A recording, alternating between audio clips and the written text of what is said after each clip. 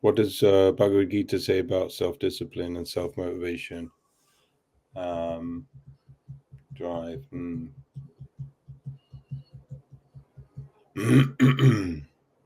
It talks about the modes of nature and the qualities of a Vaishya, Sudra, Chatra, Varnashram type thing.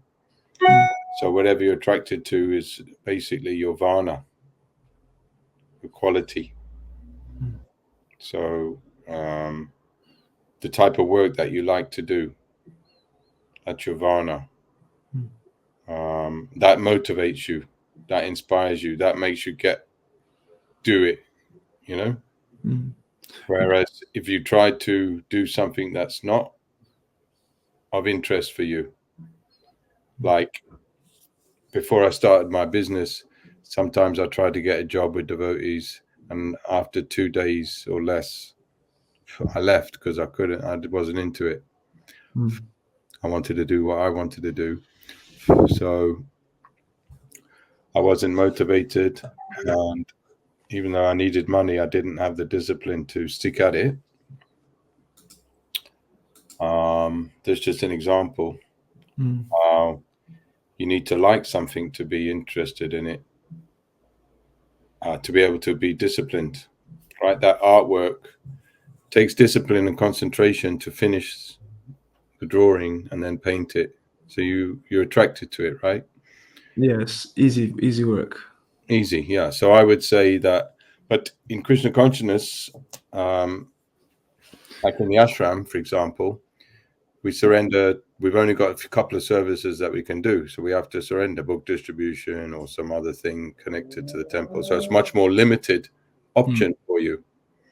So that takes surrender. Then you surrender, and then you learn that Krishna consciousness transcends varna and ashram. It's just about surrendering to Krishna and doing what's needed. So now when you leave the ashram, you got to find something you like to do and monetize it, so you can pay your rent and everything like that. So, is that like a trial and error process, or? Yeah, definitely. Because after giving your life in the ashram for 5 or 6 years, or 10 or whatever it is, you've lost a bit of time there. You've transcended the modes, surrendered to Krishna, but now you're back in the reality of life. So you got to find out through trial and error what you like to do. Is this the type of self-discipline you wanted to talk about? Yeah, I guess just in that ballpark of motivating oneself. Yeah. To actually do the duty, because last time we spoke about duty. Yeah. So how to do it? Yeah. So Yeah. You got to like it, basically. Like these guys who go and fix roofs or do the plumbing, or electricians or painters. What do they call that? Workmen. Workies, tradies. Trades. Yeah. They just put the radio on and do the day's work, and they get a packet of money at the end of the week, and they're satisfied. That's their nature to do that. And you get them been doing it 40, 50 years, and then they're just expert at it. They paint your roof, do your plumbing, and they're expert, absolutely expert. They don't need to think. You see, in India, there's millions of people who are expert at what they do. By 9, 10 years old, they learned from their father, and they're expert. And that's how they live their day. They work 8 hours a day, or 10, or whatever it is, and they're satisfied. But in our modern life, it's all confused because we got this education and university, and it's all so much potential, and the varnas are all mixed up. So we are confused, and it's not so clear cut for a lot of us. Yeah. So trial and error is good, and generally, like we discussed last time, if you find something that you like to do and make money out of it, then you're very fortunate, because you just do that. It's called a lifestyle business. You're not a proper Vaishya that you want to make millions of pounds, ruthless, and scale up and scale up and scale up until you're sitting in the office with 1 million phones and 1 million computers and 50 staff working for you, and you've got a warehouse, and it's all high margins and all this high stress, but big money, big outlay, but you can't really enjoy any more than if you just earned 100,000 a year on your self-employed small business. So, what am I trying to say? Yeah, lifestyle business. If you create a lifestyle business, then you'd be happy, no problem. Interesting, because you think when you hear like a small business or starting something like that, you'd imagine, okay, you have to be a Vaishya to be able to do that. But Not necessarily. It can be a small Vaishya, slightly Vaishya. mm, Don't have to be a big Vaishya. I mean, it's different. Within each Varna, there's different categories.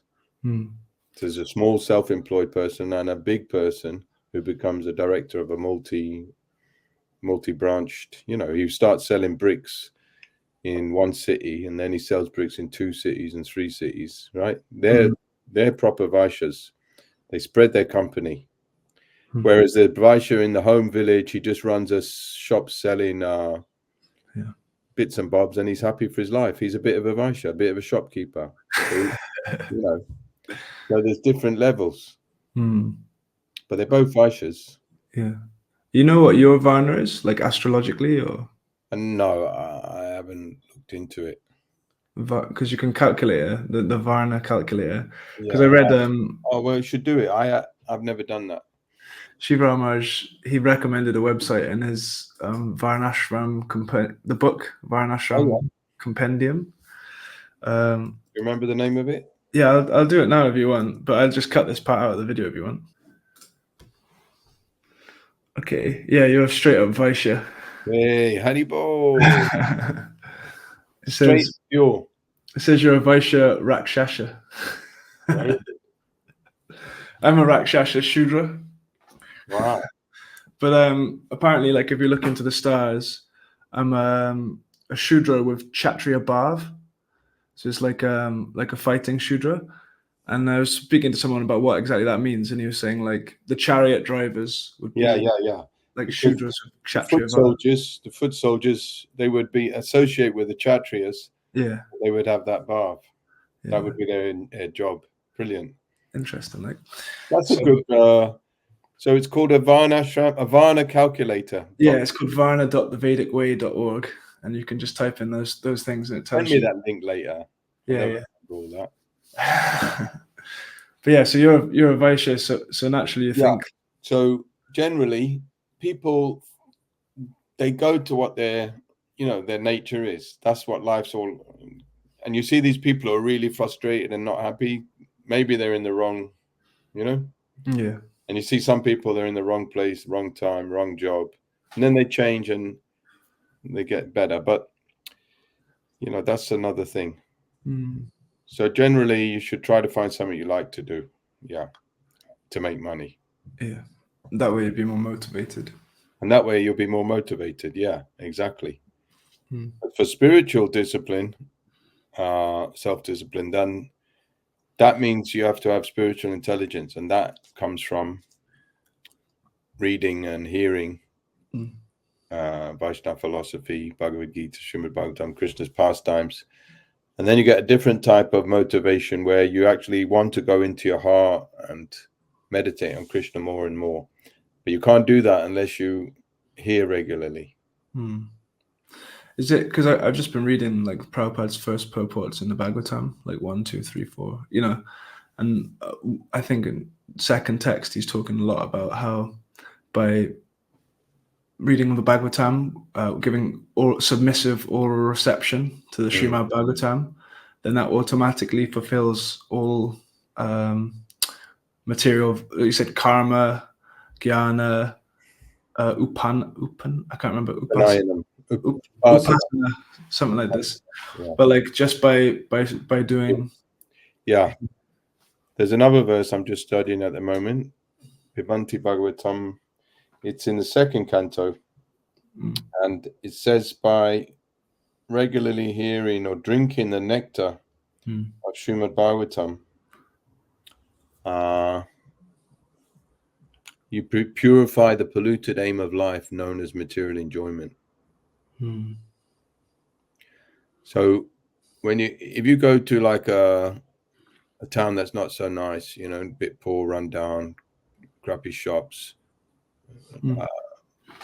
low class people, working class people, or people in the mode of ignorance, you know, it's pretty obvious that they're suffering in the material world. You know, Mm. the only happiness they've got is sitting in a shopping center having a coffee and the kids playing on buying some toys for the kids. I mean, it's just a really miserable existence in this material world. Mm. But if you go to like some posh place, say you go to Knightsbridge in London, and there's all these rich people all dressed nicely, these fancy cafes, buying expensive goods, you think it's maybe a bit nice, maybe material, and there's fancy cars everywhere and beautiful people, nice buildings, you know, and you think, oh, the material world maybe is quite nice. But it's the same things, just wrapped in a different way. Everyone's suffering. The rich man, the poor man. Material world is a place of suffering. And our biggest problem in spiritual life is that we are conditioned to think in terms of material enjoyment. So we have to break that conditioning by constantly hearing. And hearing the Bhagavatam, Prabhupada says, has to be sufficient hearing. Mm. So you've got to break through the 20-minute, try and do an hour, you know, like that. Break through I've just got a little bit of a nectar from it and I'm going to close the book now. You know, another good thing is to have an evening program where you read in the evening. You read in the morning a little and you read in the evening a little, and then you work during the day. Mm. Our problem is in the evening we're tired and we just want to chill out and do nothing.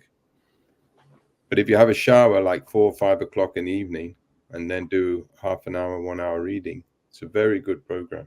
Mm. If you do reading in the morning, reading in the evening of the Bhagavatam, then you get to know it more and more, and you get a taste in your heart, and that encourage you to be motivated, self-disciplined, spiritually. But materially, different.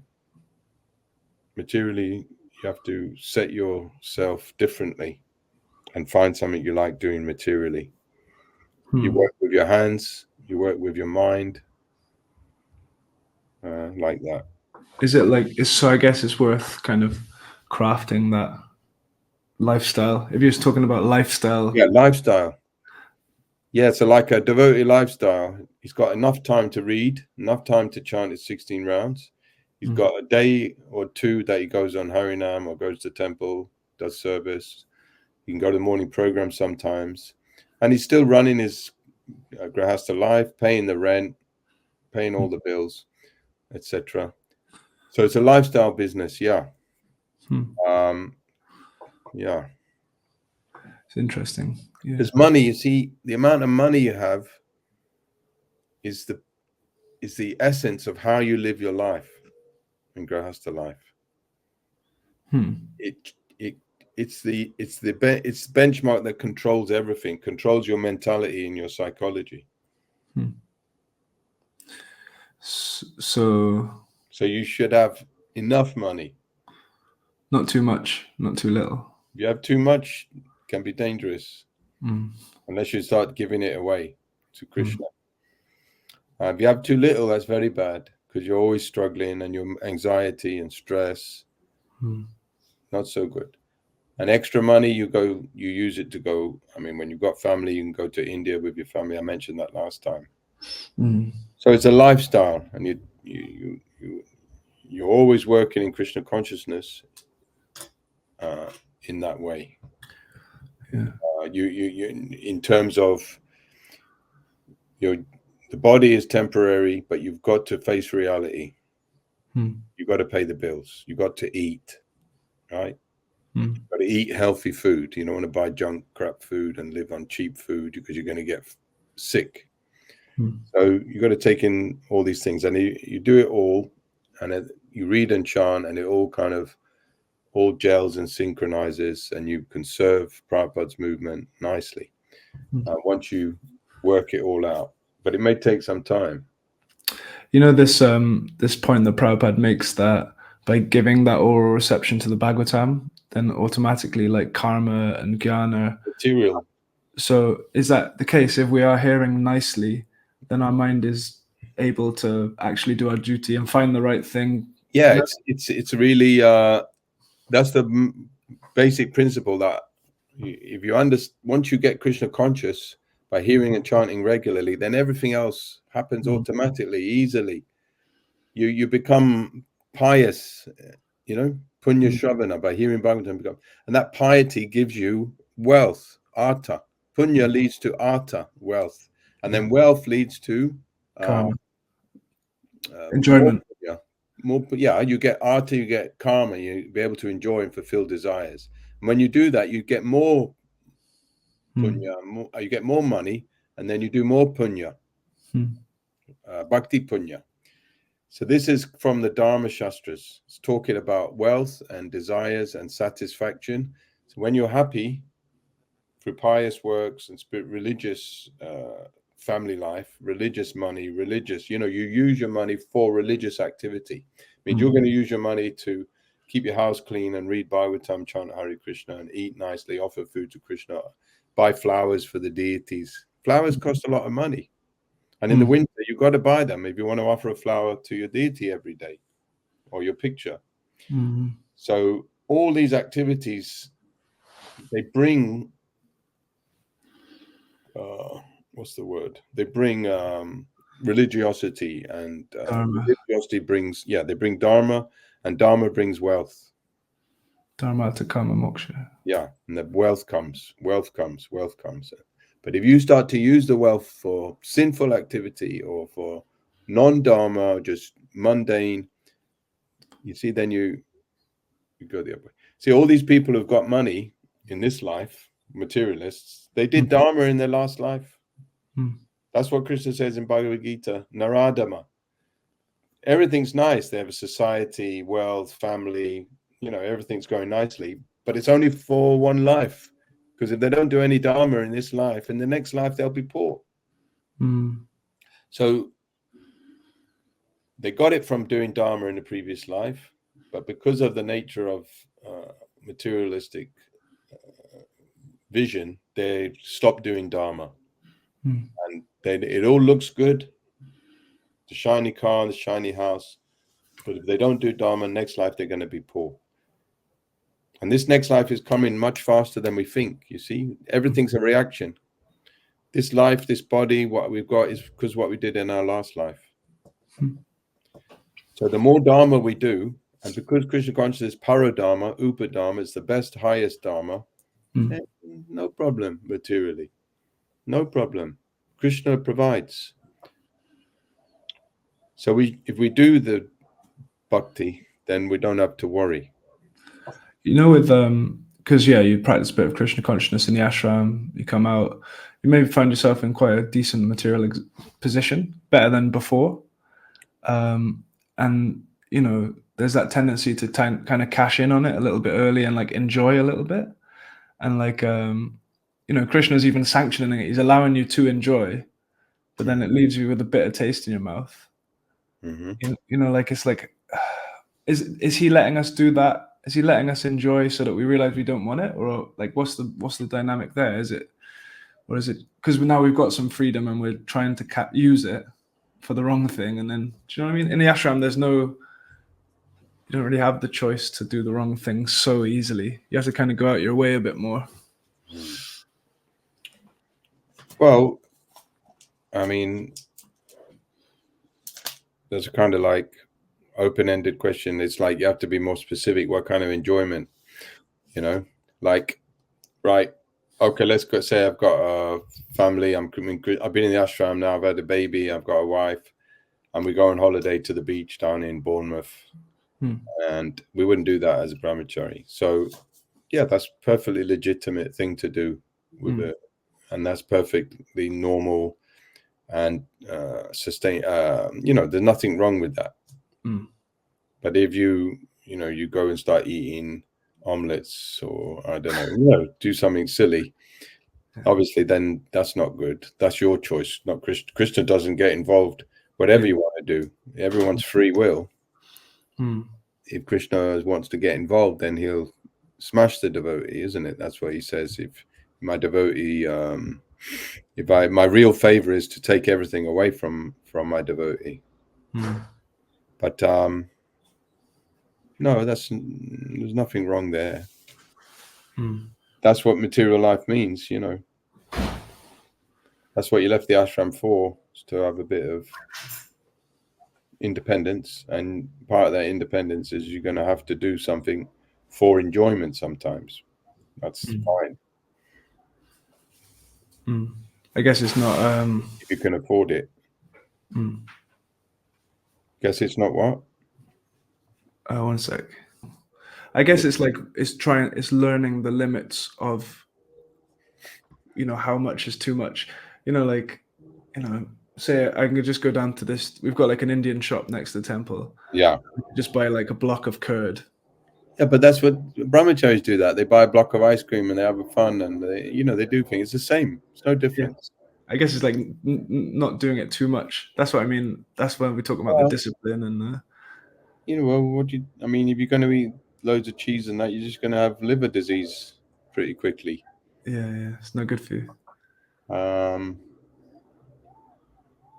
don't think you're, you know, like you've got to just be normal. You know, once you leave the ashram and say you've got a wife or you're going to get married, you have to be more normal and pragmatic. You know, you can't apply the same principles. You've got to change everything, you know. And as your Krishna consciousness grows, you look back and think, oh, well, that was just, I was young and I didn't really know very much. So I was thinking like that. This mentality will change the world. How old are you now? 30. Oh, 30. Oh, you're quite old. Wow. I know, old man. Like. Yeah, 30 is good. When you're 40, that's when your youth is over. Really? Yeah. Okay. Yeah. So 30 to 40 this time now, if you can see, the whole point is to become a devotee, self-realized devotee. So you can stick with the studying and hearing and associating and doing service to Lord Chaitanya's mission the next 10 years, then this is really good. But if you know, don't go far away. Stay close. Because the tendency is a lot of devotees, they go too far away. They think, oh, I've done all, I need a break from the intensity. It's not right, because the nectar is there. We're just so familiar with it. We need to just readjust our parameters and our angle of vision and see how valuable it is. Spiritual life, Krishna consciousness is so unbelievably valuable. We know that, but what the mission is also extremely valuable. So we have to stay connected to it. I guess that's like the essence of my question is, how do you ensure that you don't go too far off into that enjoyment? Yeah, I mean, you've got to tapo divyam, you've got to stay in the fire or close to it, be humble, serve the Vaishnavas, offer service. Don't be independent. Prabhupada didn't want us to be independent. And if you're good at making money, then that's great. If you're not, that's also good. It doesn't matter. The main thing is to save yourself, you know. And if the more you feel I'm getting free from the material world here, this is wonderful, I want to help others. See, the Vaishnava, his spreading of Krishna consciousness is from just natural. Because he feels so wonderful. He wants to share it naturally. He's not forced to. He can go to sit in Vrindavan or sit in his house. He's got pictures of Vrindavan in his house, and he doesn't have to worry about the world. But he feels so happy. He wants to share it with others. It's interesting, because if your Krishna consciousness is weak, going on Sankirtan is very difficult. You know, like if you're really struggling yourself. Yeah. But when really it's brutal, easy. When you're strong, it's nice. It's lovely. It's the best thing in the world. Yeah. But there's the challenges and tests, and they help us. They make the heart, when the tough get going. Yeah, going gets tough. Going gets tough. So it's all good. It's all good. Yeah. I guess that's when we have, say, we do overindulge in certain areas. You could say you kind of failed the test in one sense. sometimes it depends how you react to that. But you learn from that.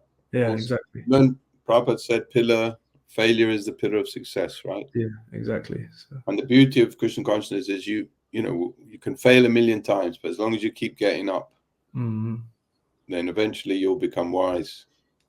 at what point is it like taking the mick? Like you read Apichet Sudaracharo, and like it's Prabhupada says in the purport, you shouldn't take advantage of this. And the seventh offense is don't commit sins on the strength of the holy name. Like, where does it go from? Okay, I messed up a bit here, and okay, now I'm doing something wrong. See, but you can take each principle of Krishna consciousness and put it into the shortest time frame, like one day, right? And you can do the same and stretch it over 10 years. Yeah. So, okay, for 10 years, I made this mistake. And then finally, I wised up, and finally, I got it, and I moved up a step, and I'm free. I'm free from that mistake. Yeah. So you can choose to spread it out, or you can just deal with it now. You don't choose. I mean, we're under the modes, and we've got to find our own wisdom. I can give you all the books in the world. Prabhupada's given us everything, but we've got to digest it into our own existence. So it sometimes takes us 10 years to learn, to get free from mistakes. Surely it does. Like the absolute truth is kind of interfacing with our conditioning and yes, exactly. Rejigging So if we stretch that Apichet Sudarachara verse and over 10 years, then it's taken us 10 years to get spiritually strong enough to be able to get free from that mistake. So there's so many subtle obstacles in our heart, and the more and more we get closer and refined and Krishna conscious and start to go deeper and deeper, but it takes a long time. And it's not so easy. Not so easy to get free from material energy. So one big mistake devotees make is they think it's impossible, or they feel so condemned, or it's so impossible, or they feel I'm so fallen I can't make, and they give up. They give up. They run away. Yeah. But all them devotees, after 10, 15 years, 20 years, they come back anyway and start again. So why bother leaving? Just stay, admit I'm failing, but I agree with the principles. I agree with the principle of surrender, and I agree with everything in Krishna consciousness. I'm not going to change it. I'm going to make mistakes, but I'm going to gradually, and if we follow the process, 16 rounds and reading, then we will get wise faster than we think. It's interesting what you say, because when I first left the ashram, I was getting into all my old stuff. So I used to love tattoos, and I was getting into this thing where I'm going to go and do tattooing, and I knew all these people. They're quite like heavy demoniac type people, but they were offering me, there was all these opportunities coming up perfectly. And at some point I like clicked. I was like, wait a sec, I'm losing touch with the mission and Krishna consciousness. And I just started like weeping. I told Tarkanath, I was like, oh, look, I need to plug back in. I can't go off and do this tattooing. Because he said, yeah, if you want, go and do it. Like, he just let me go. And I said, I can't do it. And then he just turned around to me and said, look, you just saved yourself 20 years of your life. Because you'd have gone away for 20 years and then come back to where you started now. So you just saved 20 years by it's crazy. Genius. Yeah, bad association. And Krishna saved you from Super Soul, gave you that click. Yeah, exactly. Gave you that realization. And then you came. So Krishna consciousness is so nice, but we're so materially conditioned. So we have to kind of force ourselves sometimes to stay in Krishna consciousness, even though we're not quite understanding it. We're not perceiving all the beauty of it. And it seems really difficult, but that's what Krishna says, poison at the beginning, nectar at the end. See, if you take that verse as well, you stretch that out in one day, right? Oh, I don't want to go on Sankirtan. I went on Sankirtan, it was poison, but then I had a brilliant day in the end because I sold some books, met some fantastic people. So that's one day of nectar and poison. I didn't want to get up for Mangalati, but I went to Mangalati and the deities were so beautiful. My heart melted. I had a spiritual experience. So now stretch that over 10 years. All right. Oh, I don't know about this and I don't know about that. And I want to stay at home or do this work. And, I want to get away from the devotees. They're all too intense. You say that's poison, right? Mm. And you surrender, or you force yourself, and then you have a nice time. It's not so bad at all. It's all nice. Actually, the material world is horrible and devotees are brilliant. So that nectar poison thing is going to go, and your old habits are going to come and go and back and forth. Not so easy to get rid of them. You've got to work around them. You've got to fool yourself, if you trick yourself. And if you just keep forcing yourself to associate with devotees, chant Hare Krishna, go to kirtans, be in the kirtan, learn to lead kirtans yourself, get into tunes. Try to study with, let's say on Veda base, you type in duty, or well, you did that. You could do something more obscure, like find a Sanskrit word like pibanta. Pibanta means to drink. It means to drink through the ears. Drink sound through the ears. Beautiful. So you can type in pibanta, and then all the verses where the word pibanta is there, then you read them, then you get inspired. This is so wonderful. See, we don't really know what Krishna consciousness is. What is kirtan? What is it? What? We get some happiness, some pleasure, but we don't really know what is such an amazing thing. It's so incredible. It's so uber dimensional. So totally beyond this material world, spiritual thing, So we just got to keep forcing ourselves sometimes, go through some poison to get the nectar. Tapo divyam, you've got to perform penance. So Grahastha life means no more penance, just enjoy. You've got your own house, you got you paint it, your own pictures, your own everything how you want. So Grahastha is meant to give in charity, and he's got his different set of rules to purify him. So you got to take some of them principles also. So Grahastha life's tricky. Yeah. Anyway, anything else? No, that was good. I think you smashed it there. All right, brilliant.